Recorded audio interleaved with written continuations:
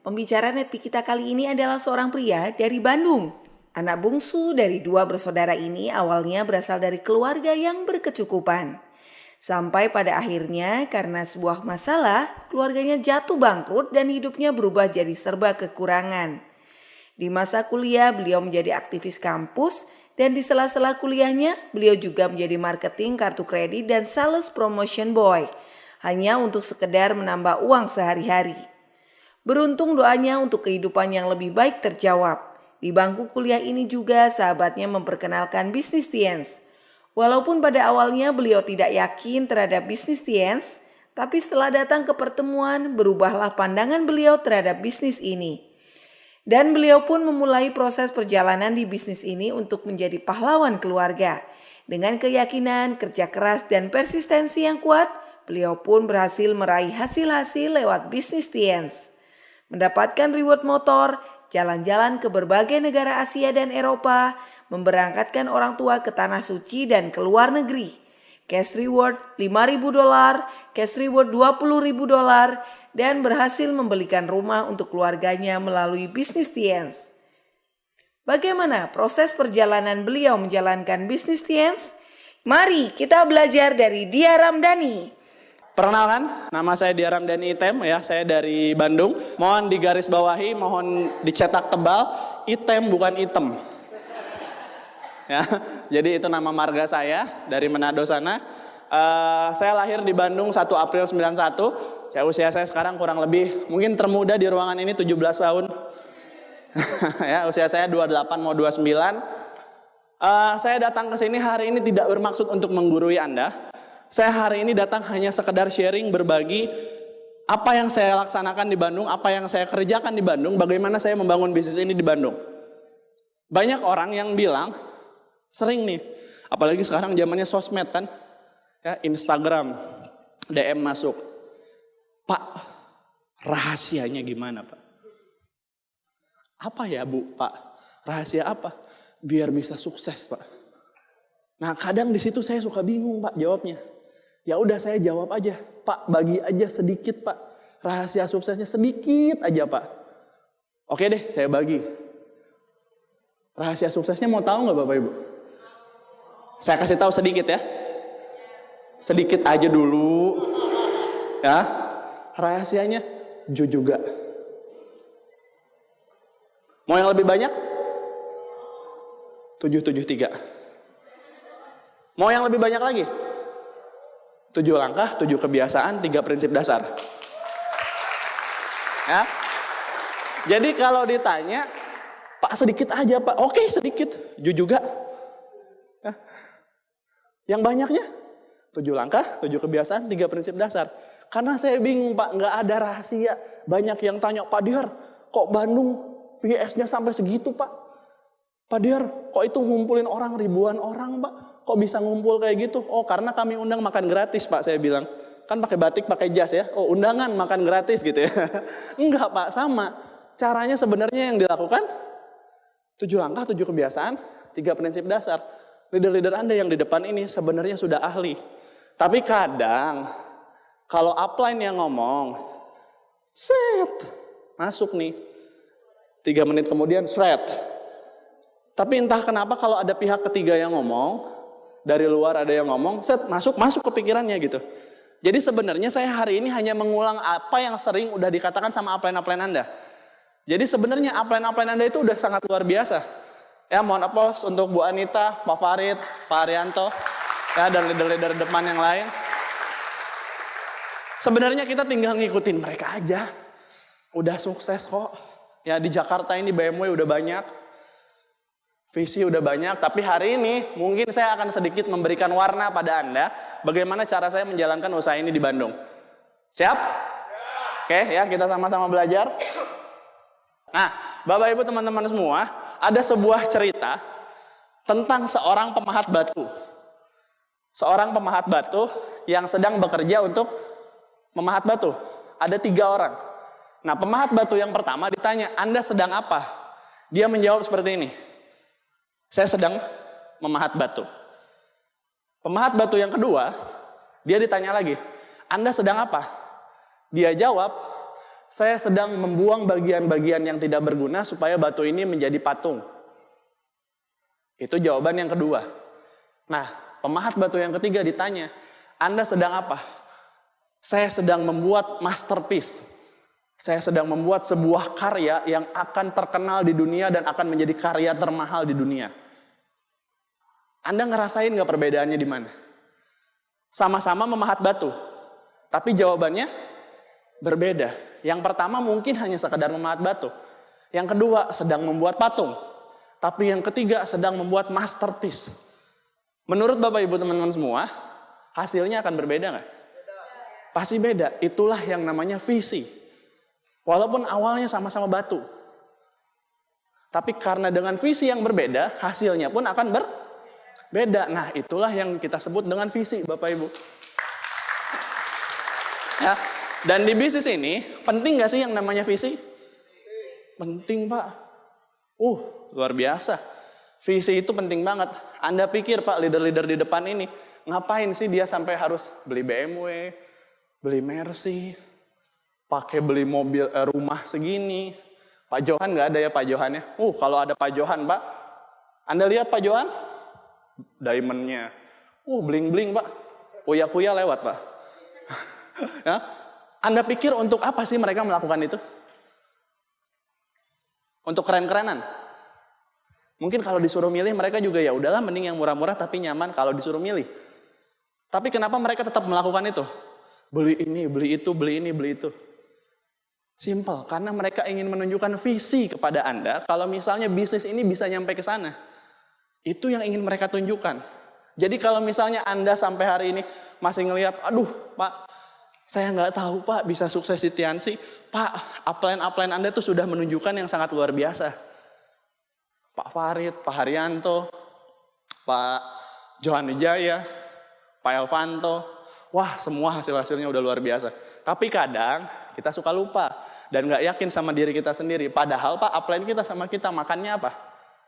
Sama ya nasi ya. Ada yang batu? Nggak ada ya? Ada yang ngemil pasir gitu ya? Saya dulu di Bandung pernah nemu salah satu mantan downline saya saking nggak punya duitnya, dia makan nasi pakai abu rokok. Abu rokok gitu ya. Saya sampai lihat, miskin amat loh gitu ya. Sekarang udah got lion Bapak Ibu. Nggak sengaja sebenarnya abu rokoknya ya. Tapi sengaja dia kasihan banget gitu makan nasi pakai abu rokok gitu ya. Nah, itulah visi. Dan pembiasanya, pembeda bisnis besar dan bisnis kecil terletak seringnya pada visi. Analoginya kayak gini teman-teman Bapak Ibu semua. Kalau misalnya Anda di bisnis ini, siapa di sini yang gabung baru di bawah 3 bulan? Oke, banyak. Terima kasih. Aplaus untuk Anda semua. Nah, Anda yang baru bergabung, terus Anda baru gabung nih. Visi Anda, cari tambahan lah, 1-2 juta. Dapat syukur, nggak dapat ya sudahlah. Sama Anda yang di awal bergabung udah punya visi. Pokoknya saya jalankan usaha ini, 1 tahun saya bintang 8, 2 tahun saya got lion. Kira-kira kerjanya akan beda nggak? Beda. Pasti berbeda. Kalau yang pertama tadi, baru ditolak presentasi sekali. Gimana ini Tiansi? Bagus. Oh saya nggak tertarik. Oke. Presentasi lagi 2 kali. Gimana Tiansi? Bagus. Oh saya nggak tertarik. Oke. Langsung dia bilang ke upline-nya, up.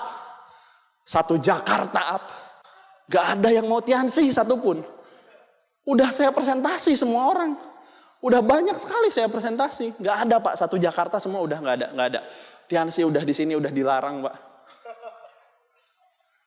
Emang kamu udah presentasi berapa? Banyak Pak. Berapa? Ya lumayan lah. Berapa? Ya lumayan lah. Berapa? 3 lah. Kalau visinya nggak besar, biasanya begitu. Ditolak sekali, ditolak 2 kali, ngedown. Tapi kalau visinya besar, Pak, dia ketemu orang, tertarik nggak? Oke, skip next. Dia ketemu orang, tertarik nggak? Skip next. Oke, ketemu orang lagi, skip next. Sampai akhirnya dia benar-benar jadi got lion, Bapak Ibu. Dia nggak takut dengan penolakan. Ya. Nah, itulah pembedanya. Visi besar akan membawa kerja besar. Dan yang terpenting, sejauh mana Anda melihat diri Anda sendiri di usaha ini. Ya. Ini hari ini kita akan VS ya. Anda tahu nanti lagu yang diputar sebelum VS untuk prosesi? Apa judulnya? Santorini ya. Yang penyanyinya Yani. Bukan penyanyi ya, yang ininya Yani ya. Santorini. Kalau saya dulu, saya nggak tahu dengan Anda Pak. Kalau saya dulu, pertama kali saya datang VS, saya ngedenger lagu itu, saya merinding. Merindingnya bukan karena dengar lagunya, tapi merinding karena dengar nama-nama orang yang dipanggil Pak. Ya, Anda bisa tahu kan? Gold Lion Indonesia, Bronze Lion Indonesia, dipanggil semua satu-satu. Terus yang paling jelas kelihatan itu adalah lampu nyorot dia. Dia jalan dari belakang ke depan, lampu disorot.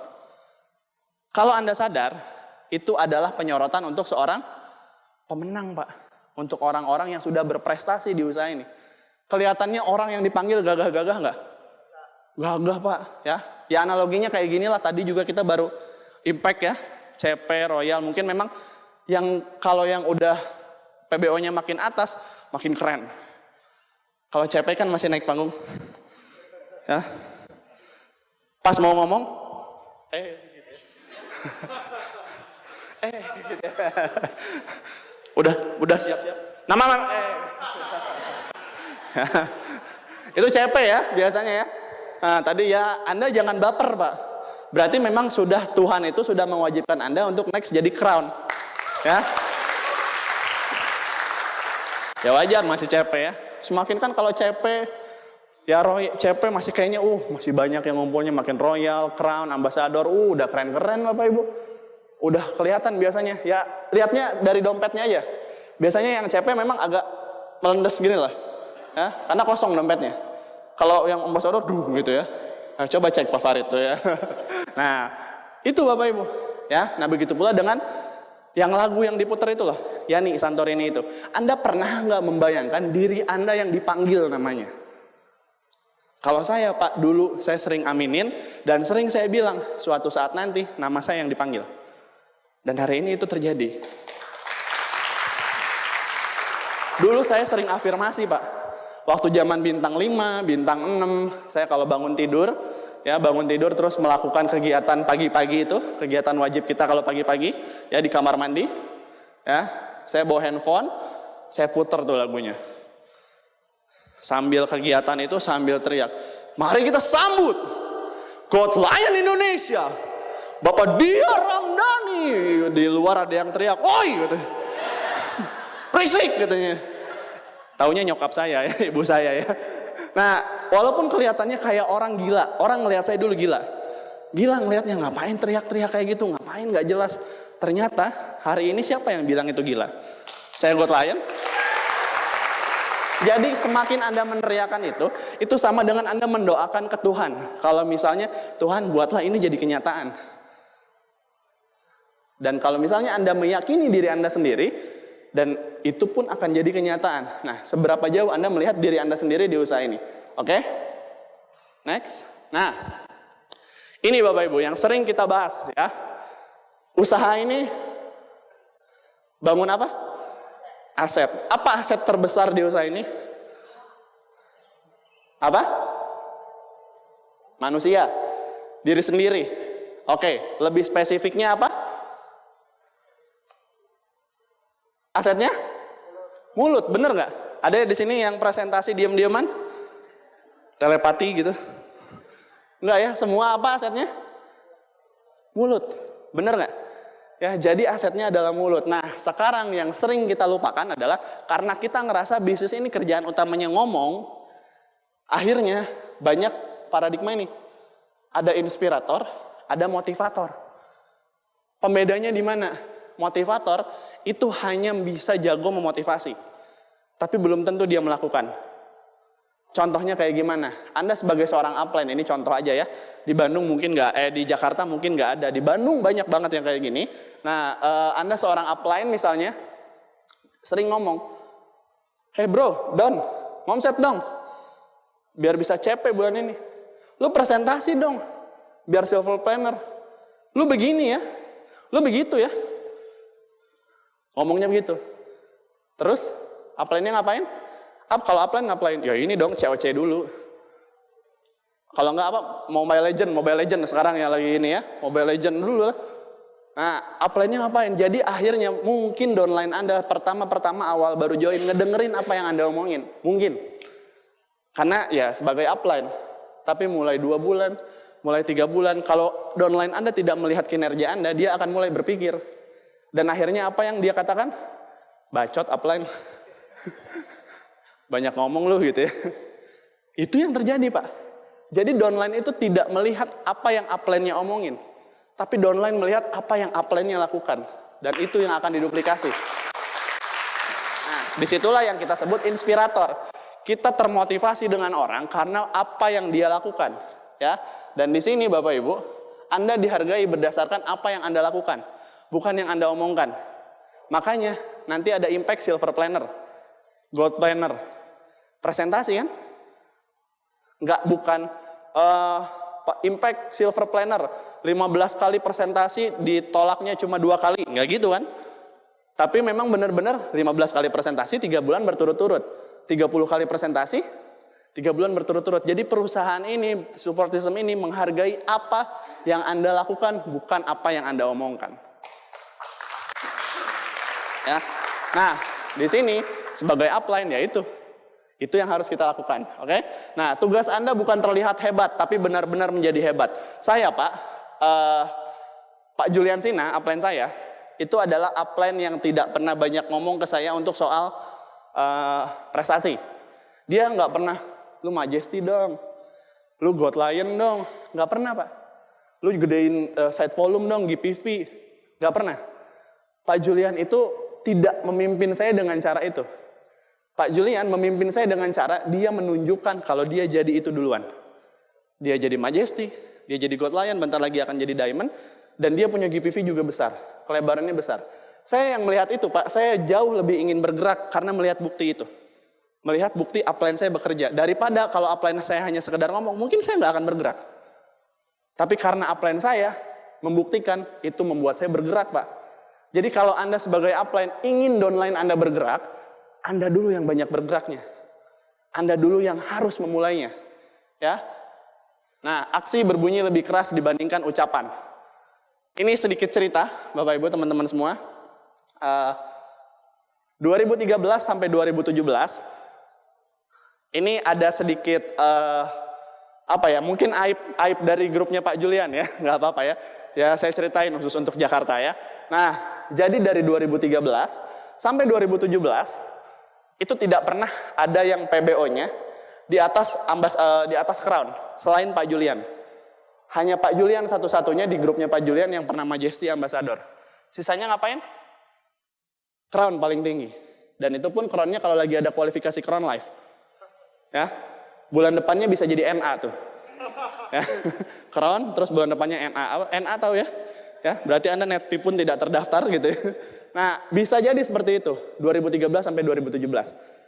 Sampai ada satu momen waktu itu, kami bisnisnya memang waktu itu lagi ada ujian di awal 2017, tapi waktu itu kami berusaha membangun lagi ulang, dan alhamdulillah ketemu momentum. Di 2017 pertengahan, saya mulai membangun ulang, sampai saya ingat banget, bulan Oktober tahun 2017. Waktu itu saya udah stabil Crown saya sudah stabil, tapi waktu itu saya ngerasa, kayaknya saya harus upgrade PBO saya. Supaya apa? Supaya efeknya bisa buat grup saya.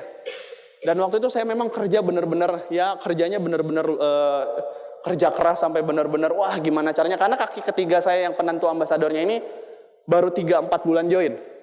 Dan untuk ke Crown ya masih lumayan lah gitu. Tapi saya kerjain sampai akhirnya tanggal 25 berubah. Saya yang waktu itu biasa Crown, perdana pertama kali jadi ambasador. Nah, cuma yang jadi masalah bukan ambasador sayanya.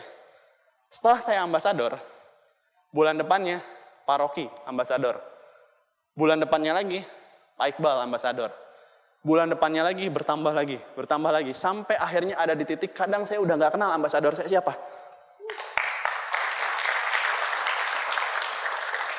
Jadi yang saya pelajarin dari situ Bapak Ibu adalah kita sebagai upline tugas kita adalah membuka pintunya supaya tim kita bisa masuk. Tugas kita sebagai upline adalah membuktikan dengan prestasi. Ketika kita buktikan, downline kita akan melihat dan mereka akan menduplikasi.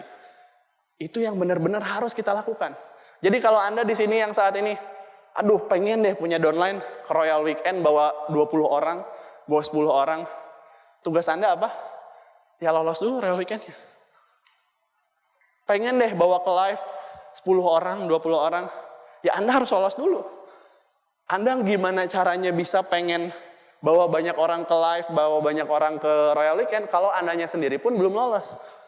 Jadi tugas Anda adalah bukain pintunya. Anda harus lolos dulu. Ya, ada kualifikasi Royal Weekend bulan ini. Mungkin saat ini banyak yang lagi berjuang habis-habisan. Sekarang tanggal berapa? 23 ya. 23 masih ada 2 hari lagi. Mungkin sekarang banyak yang lagi, up, sedikit lagi up, ini royalnya up. Masih kurang up, dikit lagi up. Kurang berapa? Ya 3 CP lagi up. 3 CP ya. Berarti selama ini ngapain aja ya, baru tupo doang up gitu. Nah, apapun ya, walaupun ya saya tahu selama Anda ikhtiar, selama Anda melakukan kerja keras semaksimal mungkin, hasil pasti akan diberikan oleh Tuhan. Dan Tuhan pasti akan memberikan hasil kepada Anda di waktu yang tepat. Tugas kita sebagai manusia ya ikhtiar semaksimal mungkin. Udah, itu aja. Jadi masih ada bulan ini sampai bulan depan Royal Weekend, maksimalkan. Anda lolos, kalau Anda bisa lolos bulan ini, bulan depannya Anda bisa fokus untuk bawa tim sebanyak-banyaknya. Ya. Oke, next. Nah, cetaklah banyak orang hebat. Ingat, bisnis ini itu faktanya adalah bukan bisnis yang bisa kita jalankan sendirian. Kalau Anda pengen passive income yang sering kita bahas di OP, kerja sama dengan penghasilan. Kalau nggak kerja, nggak ada penghasilan. Kerja, bangun aset, ketika asetnya sudah terbentuk, asetnya akan menghasilkan passive income. Nah, di bisnis ini Bapak Ibu teman-teman semua, kalau misalnya Anda hanya kerja asal-asalan, aset Anda nggak akan pernah terbentuk. Jadi tugas Anda harus ngapain? Tugas Anda adalah harus banyak cetak orang hebat, bukan menjadi hebat sendiri. Ya, yang pertama, jangan mau terlihat hebat sendiri, tapi perbanyaklah orang yang hebat di jaringan Anda. Ingat, kalau saat ini Anda sudah royal, terus Anda ngerasa, wah, royal. Gue royal bro. Baru join 2-3 bulan doang bro, udah royal. Udah beres perjuangannya? Belum Pak. Tugas Anda berikutnya adalah mencetak lebih banyak lagi royal di jaringan Anda. Kalau Anda sudah crown, tugas Anda cetak lebih banyak crown di jaringan Anda. Jadi jangan pernah ingin hebat sendirian, tapi Anda harus banyak cetak orang hebat. Ya, semakin banyak orang hebat, maka semakin cepat Anda freedom. Saya di usaha ini, saya ini lahir dari latar belakang yang dulu introvert. Ya, jangankan, ya nanti saya cerita di VS seperti apa detailnya. Tapi saya ini orang yang dulunya Pak, kalau ngobrol sama cewek, saya nggak berani tatap matanya. Dulu Pak, kenapa? Ya zinah mata Pak ya. Karena saya saking nggak pedenya, jangankan cewek, cowok aja saya nggak berani. Saya kalau ngobrol sama orang, saya lihatnya ke sini. Saking dulu introvertnya. Hobi saya adalah ngurung diri di kamar, main game. Hobi saya dulu. Terus akhirnya, ketika harus berurusan dengan usaha ini, kan urusannya sama manusia ya. Itu hal yang paling saya malesin tuh. Ngobrol sama manusia, mikirin masalah orang. Paling dulu, zaman dulu Pak, mikirin masalah sendiri aja udah pusing. Ini harus mikirin masalah orang. Ada downline ke saya yang konsul, saya mau cerai, Gua nikah aja belum pernah. Lu konsul minta cerai gitu ya. Janganlah gitu bilang gitu ya. Nah, jadi aneh-aneh ya, masalah-masalahnya aneh-aneh. Tapi yang saya pelajarin adalah di bisnis ini memang kita harus banyak berurusan dengan orang. Dan intinya sebenarnya ada kalimat yang sering kita dengar, people don't care how much you know until they know how much you care. Theodore Roosevelt. Ya. Yang artinya dilarang merokok di ruangan ini ya. Orang tidak peduli seberapa banyak Anda tahu, yang orang peduli adalah seberapa banyak kita peduli ke dia. Nah, di bisnis ini saya dilatih untuk lebih banyak kepo tentang urusan orang lain, tentang peduliin orang lain. Awalnya Pak, buat saya, amit-amit, capek gitu ya. Ibu saya, saya pengen umrohin. Dalam hati sih padahal, peduli amat ibu lu, yang penting lu royal lah, yang penting lu keren gitu ya. Dulunya Pak, dulunya seperti gitu. Tapi akhirnya saya mulai dilatih, sampai akhirnya ketika saya semakin banyak peduli sama orang, di titik itulah orang-orang itu mulai menjadi jenderal-jenderal hebat di jaringan, dan di sini yang saya rasakan sekarang, waktu saya semakin freedom. Ketika kita sudah banyak mencetak orang hebat, Anda akan semakin freedom. Anda akan semakin bebas. Itu yang benar-benar terjadi. Dan berikutnya, orang hebat di jaringan Anda digambarkan dengan berapa banyak orang yang mengikuti PBO di jaringan Anda. Atau parameter bisnis One Vision. Kenapa sih harus ngikutin PBO? Karena PBO ini adalah peta. Nah, saya nggak mau dibilang cuma ngomong doang, Bapak Ibu ya. Takutnya dibilang, wah Pak Diar mau ngomong doang, nggak tahu kan di belakangnya gimana. Nah, saya mungkin sedikit tampilin, tapi ya ini saya nggak bermaksud cross-lining atau apa, dan saya juga nggak pernah liatin ini di sosial media. Tapi yang saya liatin ini khusus untuk Jakarta, bolehlah saya liatin. Ya, khusus untuk Jakarta. Ini gambaran orang-orang yang mengikuti PBO di jaringan saya. Ya, kurang lebih ada sekitar sampai hari ini 915 CP, 216 Royal, 53 Crown, 9 Ambassador, 1 One Majesty, 2 Two Majesty. Kok bisa Pak? Nggak ngerti. Saya cuma kerja keras aja. Cuma melakukan hal yang tadi aja. Nggak kerasa, ternyata sampai ke titik yang sekarang. Bahkan Pak, ini kalau misalnya Anda lihat, ini yang Two Majesty-nya ini downline saya, Pak Rocky. Ya, saya di One Majesty, dia di Two Majesty. Jadi ketika Anda kerja keras di usaha ini, Anda akan nggak kerasa, bahkan banyak muncul orang-orang yang lebih hebat dari Anda di jaringan Anda.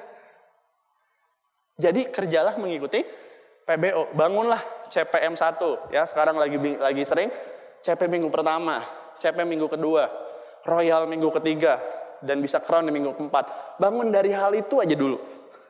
Konsisten terus, duplikasikan terus-menerus.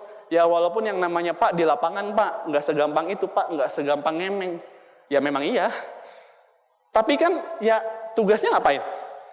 Ya terus konsisten aja lakuin. Saya pun begitu. Pak saya juga dulu NA Pak. CP juga enggak. Dulu saya NA ya, apalagi kalau lagi nggak ada kualifikasi PBO, malas banget netpi 115.000. NA aja nggak apa-apa. Dulunya begitu. Tapi ketika saya mulai merubah budaya, mulai saya membangun sistem dengan benar, ini yang saya dapatin sekarang. Dan ya alhamdulillah Pak, sekarang saya mulai ngerasain yang namanya kebebasan finansial, kebebasan waktu saya mulai rasain. Seenggaknya kalau ke kafe kan udah nggak lihat kanan tapi lihatnya kiri. Ya, kanan. Kalau kanan kan set. Rp1.000. Aqua gelas. Ini aqua gelas terbaik yang ada di dunia ini.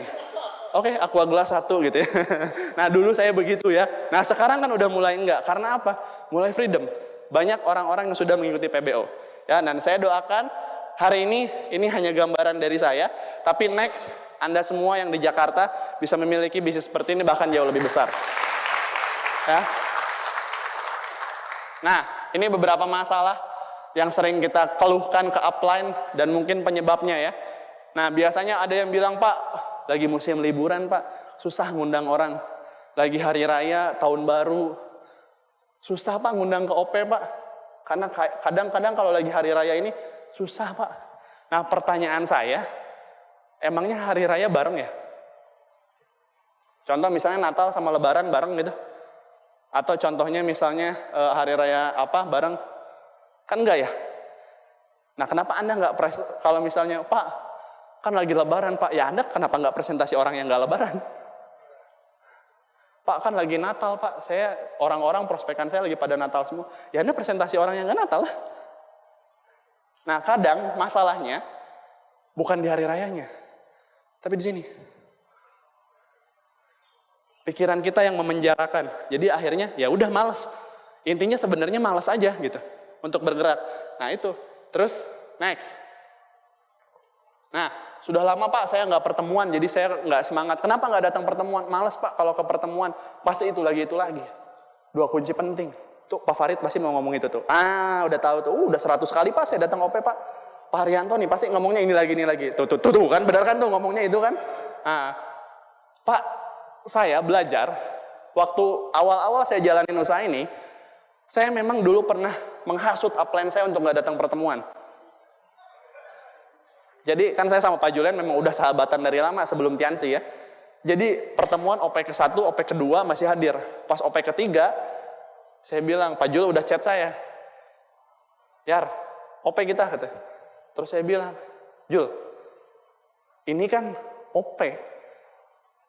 Lu udah datang kan 3 kali. Terus dia bilangnya. Terus akhirnya kita dua-duanya bolos OP. Ya, besoknya ketemu sama Pak Dimas ceramahin Bapak Ibu ya. Dari situ bertobat. Nah, jadi maksudnya saya aja dulu adalah orang yang seperti itu. Ngehasut upline saya untuk nggak datang OP. Karena yang dibahas 2 kunci penting lagi, bosen. Jujur-jujuran sama saya, Pak. Di sini siapa yang udah hadir ke OP lebih dari 10 kali? Oke, banyak. Bosen nggak? Jujur. Apalagi nih kondisinya yang masih bintang-bintang awal biasanya ngeluarin motor, bonnya bocor. Cek dompet, sisa ceban. Di dalam udah teriak, kemana lagi? Keluar terus. Lu keluar, awas aja lu, nggak usah balik lagi sekalian. Di dalam ada yang teriak gitu. Mikir kita, OP sih gitu-gitu aja ya. Pertanyaan saya, datang nggak? Jujur aja, nggak apa-apa kok. Biasanya berat, betul ya? Biasanya berat untuk datang, tapi di situ Pak yang justru membedakan seorang pemenang dan seorang pecundang. Karena pemenang pasti tidak melakukan hal-hal yang dilakukan oleh pecundang. Pasti ada hal yang berbeda. Nah, makanya dari situ saya belajar, Pak. Walaupun memang itu diulang-ulang, karena saya juga sering dengar the mother of knowledge is repetition. Ilmu induk dari segala ilmu pengetahuan adalah pengulangan. OP memang diulang-ulang, Pak. Bosen, saya juga bosen. Beneran, serius saya bosen. 2 kunci penting lagi, tepuk tangan, berdiri, tepuk tangan, berdiri. Aduh, capek juga dipikir-pikir gitu ya. Tapi saya ngelihat upline saya, Pak. Saya udah ke OP mungkin ratusan kali. Saya udah 7 tahun di usaha ini. Februari 2013 saya gabung. Sekarang pas 7 tahun Februari ini. Upline saya pun mungkin udah ratusan kali. Dan saya bosan. Tapi pas saya lihat, salah satu upline saya, peringkatnya Director 5 Diamond. Kebetulan satu OP sama saya, Pak Rizky Kanata. Dia terus datang OP. Kalau saya bosen, mungkin orang yang satu ini udah muak abis-abisan, Pak. Iyalah, dia terus-terusan dari tahun 2002 kalau nggak salah. 2002 dia sampai 2020 sekarang datang OP terus tiap minggu. Bosan nggak? Bosan amat, Pak. Kalau saya jadi dia udah muntah, Pak. Tapi pertanyaannya, kenapa dia tetap hadir? Karena pas saya tanya, Pak Rizky, kenapa Pak tetap konsisten datang OP? Jawaban dia simpel, karena saya tidak melihat cara lain untuk membangun bisnis ini selain dari pertemuan. Jadi itu, ya udah pertemuan. Ada prospek, nggak ada prospek, lagi malas, lagi nggak jalan, lagi ngedown, lagi apa, datang. Oke? Nah, terus teknis jualan mungkin terganggu. Tehnya Pak habis Pak, zinknya inden. Mooncourt inden. Nah, yang saya bingung, produk Tianxi kan banyak, bener gak? Kenapa kalau misalnya salah satu produk inden dan belum ada lagi, memang berarti Tuhan pengen Anda memasarkan produk yang lain. Ya udah, Anda nggak perlu menjadikan itu alasan untuk, aduh inden Pak, susah Pak. Aduh Pak, yang online misalnya, Facebooknya Pak, keblok Pak. IG-nya, yang offline, aduh Pak, orang-orang saya udah capek bagi-bagi jualan teh, Pak. Sampai muka saya ini mirip-mirip Yang Ziti gitu ya. Nah, apapun, tapi yang harus kita ingat adalah ya kita sebagai pemimpin harus siap untuk dengan perubahan. Ketika ada teknis yang terganggu, siaplah untuk merubah cara kerjanya. Caranya gimana? Ya Anda lah yang harus menemukan. Karena caranya itu nggak banyak. Saya dari 2013 sampai 2020 udah berbagai macam cara berubahnya kok Pak. Dan biasanya kalau ada cara yang terganggu, saya ikutin cara yang berikutnya. Dan ada kenaikan biasanya. Asal kita mau coba ya. Next, zona nyaman ya. Nah ini yang muda-muda biasanya nih. Hobi, pacaran, merasa cukup dan lain-lain ya. Pacaran terutama nih. Yang belum menikah, kadang biasanya saya dulu punya salah satu downline Bapak Ibu ya. Downline saya ini waktu lagi dream sharing, dia dengan lantangnya mengatakan, impian terbesar saya ingin membahagiakan. Di pikiran saya kan, Orang tua ya, bener ya? Di pikiran saya, orang tua pengen bahagiain orang tua nih luar biasa. Saya ingin membahagiakan pacar saya. Hah? Saya bilang gitu ya, suasana yang lagi sedih jadi begitu, jadi ketawa-ketawa gitu. Nah, saya sampai bingung, Pak, pacar. Oh, saya tanya kan, sudah emang udah mau nikah? Enggak sih, memang baru 1 bulan kemarin pacarannya. Terus kok pengen bahagiain banget? Soalnya dia menemani saya di setiap proses. Akhirnya hari ini sih udah nggak pacaran, saya dengar terakhir ya, udah putus itu. Nah, jadi di sini kadang ada salah fokus. Kalau hanya pacaran, kalau hanya pacaran yang nggak serius, biasanya kan hanya untuk main-main, bener ya? Hanya untuk main-main. Nah, kadang kita suka salah prioritas. Hobi, pacaran, dan lain-lain, itu dijadiin prioritas lebih utama dibandingkan bisnis ini. Sementara bisnis ini adalah pengantar kita menuju impian-impian kita. Nah, jadi dari situ saya bisa simpulkan kalau misalnya Anda lebih mementingkan hobi atau pacaran Anda, berarti hobi atau pacaran Anda itu jauh lebih penting daripada orang tua Anda. Benar nggak? Berarti hobi dan pacaran ini jauh lebih penting daripada Anda harus umrohin orang tua Anda. Harus beliin rumah orang tua Anda. Nah, pertanyaannya, setuju nggak kita di hati nurani kayak gitu? Kan enggak ya? Jadi mulai hari ini, Pak, yang muda-muda terutama nih, yang kayak gini-gini, nanti aja dulu lah.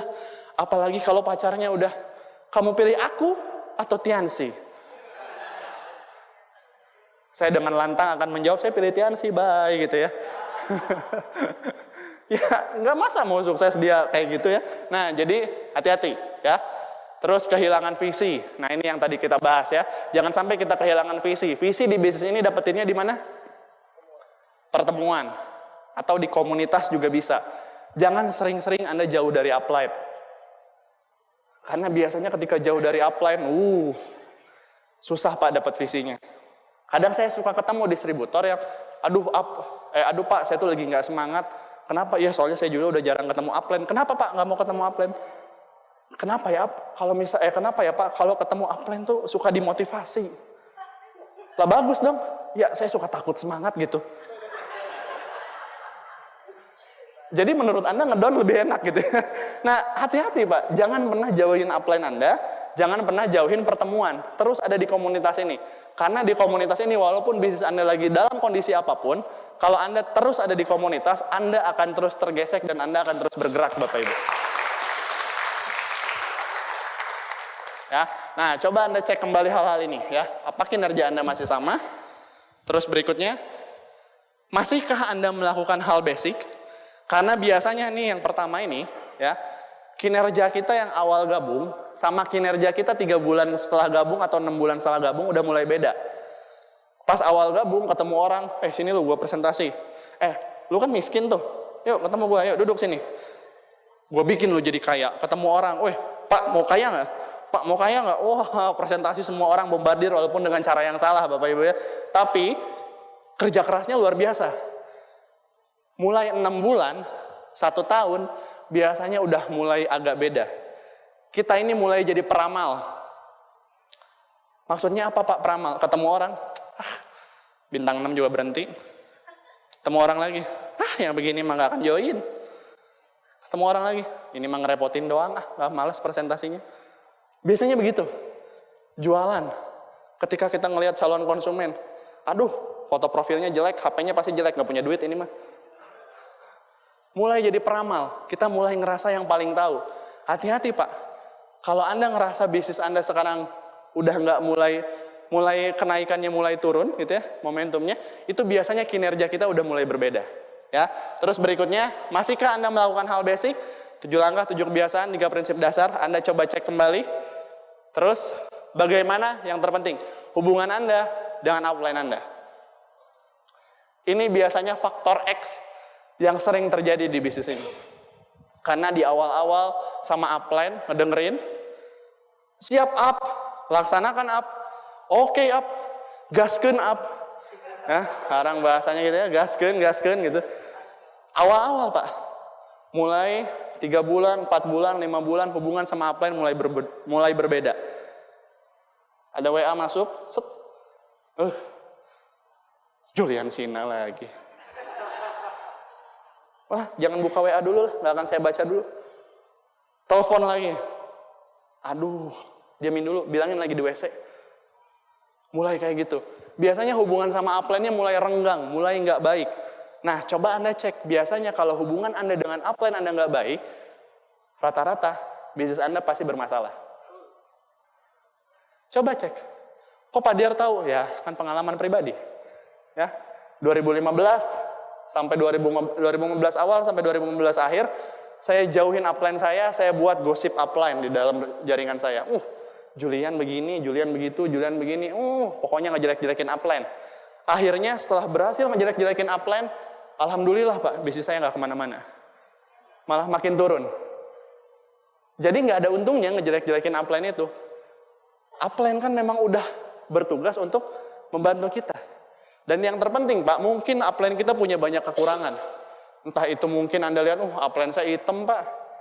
Upline saya Pak, pas buka jaket kok agak semeliwir-semeliwir gimana gitu ya. Apalagi pas buka sepatu Pak. Apapun kekurangan upline Anda, ada 1000 macam kekurangan upline Anda, dia tetap punya satu kelebihan yang bisa mengalahkan 1000 macam kekurangan itu. Apa itu? Kelebihannya adalah dialah yang dipilih Tuhan untuk mengenalkan bisnis ini kepada Anda. Jadi udah, kerjasama bareng aja. Terima segala macam kelebihan kekurangannya. Bisnis ini butuh tim player yang kuat, teamwork yang kuat. Anda kerjasama bareng sama upline, jangan saling hina-hinaan, nggak ada manfaatnya. Ya, terus sikap positif jauh lebih penting. Ini yang sering kita bahas ya, Pak Luis juga udah sering bahas. Sikap terhadap diri Anda sendiri, sikap terhadap orang lain. Anda dengerin aja netping-nya Pak Luis. Terus, nah ini, PBO dan 3 prinsip dasar adalah pegangan untuk panduan Anda. Ingat Bapak Ibu, edifikasi, konsultasi, no cross-lining. Jangan sampai kita lupa. Kadang cross-line-nya sahabat Pak. Terus akhirnya, sering bahas-bahasan. Sering bahas-bahas bisnis, bahas omset, bahas bonus. Kemana akhirnya bisnisnya? Nggak kemana-mana, hancur. Dan yang terpenting, ini, sikap terhadap orang lain. Di bisnis ini kita harus bersikap terhadap siapa? Upline, downline, crossline. Ingat batasannya masing-masing. Upline itu bukan atasan, tapi dia itu adalah orang yang paling peduli dengan kesuksesan kita. Sementara downline itu bukan bawahan. Jangan sampai Pak Anda ke downline Anda. Don, di mana? Lagi di jadwal up. Beres jadwal, datang ya ke saya ya, ke rumah saya. Ada apa? Ada meeting. Udah datang aja dulu, pokoknya ini penting. Iya, oke, siap up. Downline-nya datang. Gimana up? Apa yang bisa saya bantu? Oke, tolong bikinin Indomie ya. Ingat Bapak Ibu ya, downline itu, ini ceritanya kayak lucu-lucuan, tapi banyak yang seperti ini, menganggap downline itu bawahan. Menganggap downline itu adalah orang yang bisa kita suruh-suruh. Ingat, downline adalah rekan kerja. Kita ingin mewujudkan impian kita di usaha ini, tapi yang secara kita nggak sadar, ketika ada orang yang percaya dengan kita untuk tanda tangan dan akhirnya dia gabung, sebenarnya yang sudah lebih penting bukan impian Anda. Tapi yang lebih penting adalah impian orang yang sudah percaya dengan Anda. Mereka yang sudah menggantungkan impiannya di pundak Anda. Tugas Anda kerja sama mereka, wujudkan impian mereka Bapak Ibu. Itu yang jauh lebih penting, ya. Nah, terus berikutnya, inilah, jadilah distributor bervisi besar. Ini yang harus sering kita ingat Bapak Ibu, visinya yang besar.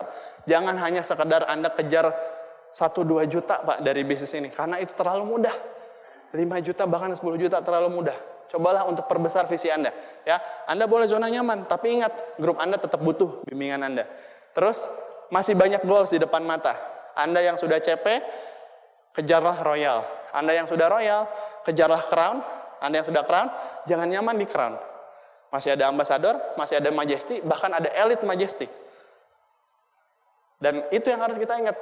Saya sempat dikasih kesempatan untuk main ke rumahnya Pak Luis yang di Kelapa Gading.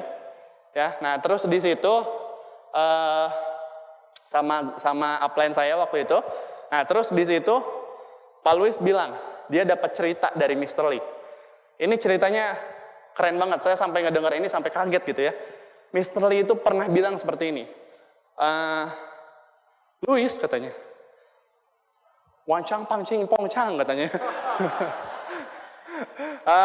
Mr. Lee ya ngomong ke Pak Luis kurang lebih seperti ini. Dia tanyakan penghasilan Pak Luis dan udah jelas miliaran, terus Mr. Lee kasih selamat. Terus akhirnya Mr. Lee bilang seperti ini, Luis, tahukah kamu, katanya, kalau misalnya ada orang yang berhasil menginjakan 100 juta pertama di bisnis ini, penghasilan 100 juta pertama, itu sama aja, dia sudah berhasil melangkahkan 1 langkah kakinya di tembok Cina. Anda tahu tembok Cina? Panjang ya. Nah, kalau Anda sudah sampai 100 juta, Anda sudah berhasil melangkah 1 langkah. Pertanyaan saya, Pak, yang 500 ribu gimana? Ngelangkah juga belum gitu ya, baru ngelihat gitu ya. Itu kata Mr. Lee. Anda kebayang, founder Tienz, seperti itu visinya. Dan memang sudah terbukti, di China sana sudah banyak orang-orang yang penghasilannya belasan miliar, puluhan miliar. Pak Luis pun sudah miliaran. Nah, Anda yang baru 100 juta itu baru 1 langkah. Jadi Bapak Ibu, visi kita tuh masih panjang. Ingat, jangan nyaman dengan hanya 10 juta, 20 juta. CP Royal Crown, terus kejar sampai ke batas yang Anda bisa terus tentukan. Ya, Anda sendiri yang tentukan. Nah, perubahan hidup Anda berdasarkan kinerja Anda hari ini, stay hungry, stay foolish. Bapak Ibu, seorang singa yang kenyang sama sekali tidak pernah berbahaya. Singa yang kenyang itu mungkin hanya ngelihat mangsanya, dia hanya diem.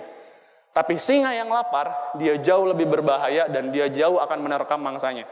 Jadi Anda kalau ingin di bisnis ini besar, tugas Anda satu, jadilah singa yang lapar Bapak Ibu. Teruslah merasa bodoh dan teruslah merasa lapar.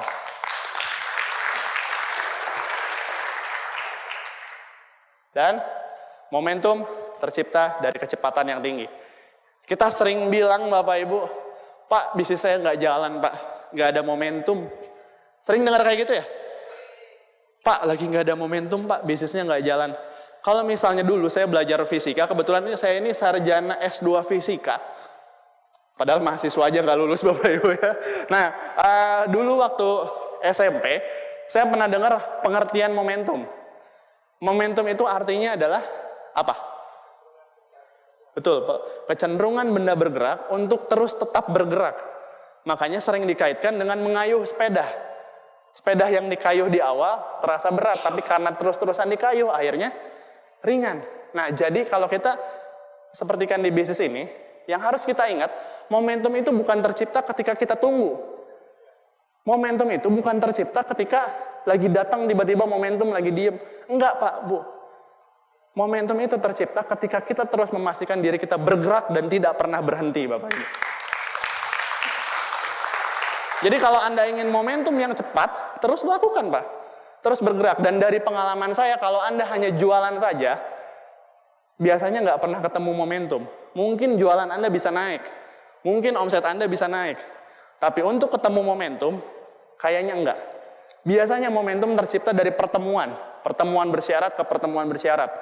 Berapa banyak orang yang Anda bawa ke pertemuan? Berapa banyak orang yang Anda bawa ke pertemuan bersyarat? Itu yang bisa menciptakan momentum. Lagi Anda kualifikasi Royal Weekend, Anda pastikan tembus. Royal Weekend sekarang Anda bawa berapa? Royal Weekend berikutnya Anda bawa lebih banyak lagi. Itu yang memastikan momentum Anda akan jalan di bisnis ini, Bapak Ibu. Kita sama-sama belajar, ternyata hidup kita itu ditentukan oleh kesempatan-kesempatan yang setiap hari mungkin kita dapetin. Tapi mungkin kadang kita sering nyanyain kesempatan itu. Mungkin kadang kita bilang, malas deh, masih ada besok. Ketemu jadwal presentasi, diundur dulu lah, masih ada besok. Ketemu ada home meeting, diundur dulu lah, besok aja. Yang gak kita sadarin adalah, mungkin sebenarnya kesempatan-kesempatan itu yang bisa mengubah bisnis kita jadi jauh lebih besar. Tapi sering kita lewatin. Jadi hari ini Bapak Ibu teman-teman semua, saya ingin kita semua, mulai dari hari ini, sama-sama, untuk selalu setiap hari menjadi versi terbaik dalam diri Anda masing-masing. Jadikanlah diri Anda setiap harinya itu versi terbaik. Always be the best version of yourself. Jangan pernah Anda mengecilkan diri Anda sendiri. Jangan pernah Anda ngerasa, ya masih untung deh kalau misalnya join, udahlah gak apa-apa, saya lakukan aja sebisanya. Enggak, Pak, Bu. Tugas Anda di bisnis ini adalah melakukan yang terbaik setiap hari, sebaik mungkin. Apapun kondisinya, apapun keadaannya. walaupun mungkin di luar sana seperti tidak mendukung kondisi Anda, tapi tugas Anda adalah selalu menjadi versi terbaik dalam diri Anda, Bapak Ibu. Dan hari ini, saya yakin mungkin banyak di antara Anda yang masih belum yakin, bisa nggak ya saya jadi God Lion? Bisa nggak ya saya jadi Diamond? Bisa nggak ya saya jadi Director? Pak, gambar ini mungkin penuh dengan makna. Mungkin banyak orang yang melihat Anda, atau mungkin diri Anda sendiri, melihat Anda adalah seorang kucing. Tapi secara tidak sadar, di dalam diri Anda, itu ada singa-singa terpendam, Bapak Ibu. Jadi hari ini setiap Anda melihat kaca, walaupun Anda masih bintang 5, bintang 6, Anda harus selalu melihat diri Anda adalah sebagai seorang calon God Lion, calon Diamond, calon Director, Bapak Ibu. Dan saya yakin, Pak, Tuhan berdasarkan prasangka hambanya. Kalau Anda yakin dengan diri Anda, Tuhan akan mengabulkan itu. Tuhan akan menjadikan itu kenyataan. Believe, percaya, Anda bisa. Walaupun ada 1000 orang di luar sana yang bilang Anda tidak akan pernah bisa, harus ada tetap satu orang yang yakin kalau Anda bisa sukses. Siapa orang itu? Orang itu adalah Anda, Bapak Ibu. Jadi mulai hari ini, sama-sama, mari kita stop overthinking something and start doing something. Berhenti Anda terlalu berpikir terlalu banyak. Lakukan sesuatu. Mulailah sesuatu. Tugas Anda di bisnis ini, Anda harus menjadi besar, Anda harus menjadi yang terbesar, Anda harus buat Jakarta jauh lebih besar dari hari ini, Bapak Ibu. Dan saya yakin, orang yang hari ini yakin adalah orang-orang yang akan merubah Jakarta menjadi jauh